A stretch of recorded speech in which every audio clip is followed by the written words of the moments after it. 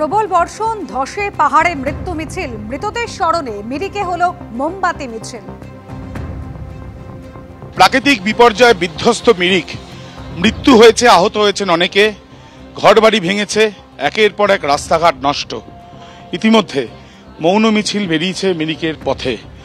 আমরা দেখছি বিভিন্ন বয়সের পাহাড়ের বাসিন্দারা 4900 ফিট উচ্চতার এই মিরিকে মৌন মিছিলে তারা সঙ্গে তারা যে শোকার্ত সেটা বোঝাতেই হাতে তাদের মোমবাতি এবং তাদের নিজেদের যে রীতি রয়েছে সেই রীতি মেনেই তারা কিন্তু রাস্তার বিভিন্ন প্রান্তে এর বিভিন্ন এলাকায় এইভাবেই মোমবাতি নিয়ে তারা তাদের শ্রদ্ধার্ঘ্য জানাচ্ছেন।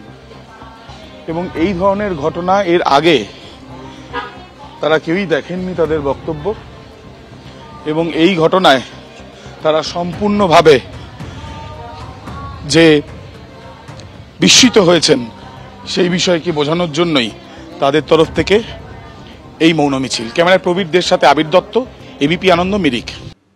ভোটার তালিকার বিশেষ সংশোধনের প্রস্তুতি খতিয়ে দেখতে রাজ্য এলো নির্বাচন কমিশনের বিশেষ দল। আজ এবং আগামীকাল একগুচ্ছ কর্মসূচি রয়েছে তাদের। সূত্রের খবর, তাদের বিশেষ নজর রয়েছে পূর্ব মেদিনীপুর, ঝাড়গ্রাম এবং বাঁকুড়ার দিকে। আগামী বছর পশ্চিমবঙ্গে বিধানসভা ভোট, যে কোনো দিন শুরু হয়ে যেতে পারে ভোটার তালিকার বিশেষ সংশোধন। তোড়জোড় চলছে জোর কদমে। মঙ্গলবার সেই প্রস্তুতি খতিয়ে দেখতে রাজ্যে এলো নির্বাচন কমিশনের বিশেষ টিম। সূত্রের খবর, কমিশনের বিশেষ নজর রয়েছে পূর্ব মেদিনীপুর, ঝাড়গ্রাম, বাঁকুড়ায়। এই 3 জেলা নিয়ে আলাদা বৈঠক করবে নির্বাচন কমিশনের বিশেষ টিম। এছাড়া রাজারহাট, গোপালপুর এবং রাজারহাট নিউ টাউন, এই দুটি বিধানসভা কেন্দ্রের নির্বাচনী আধিকারিক সহ প্রায় 500 জন বিএলওর সঙ্গে দেখা করবেন নির্বাচন কমিশনের অফিসাররা। বুধবার উত্তরবঙ্গ ছাড়া সব জেলার জেলাশাসক, ইলেকটোরাল রেজিস্ট্রেশন অফিসার বা ইআরওদের সঙ্গে বৈঠক করবেন তারা। তারপর রাজারহাট, গোপালপুর এবং বারাসাতে যাবেন। বৃহস্পতিবার সকালে কোলাঘাটে 3 জেলার আধিকারিকদের সঙ্গে বৈঠক হবে এবং যে কোনো নির্বাচনের আগে থরো ইলেকটোরাল রোল রিভিশন হয়। বিহারের ক্ষেত্রেও হয়েছে, পশ্চিমবঙ্গে এপ্রিলে নির্বাচন আছে, তাই এখানেও এটা হবে। এটা স্বাভাবিক, এটা মমতা ব্যানার্জির ইচ্ছায় হবে না।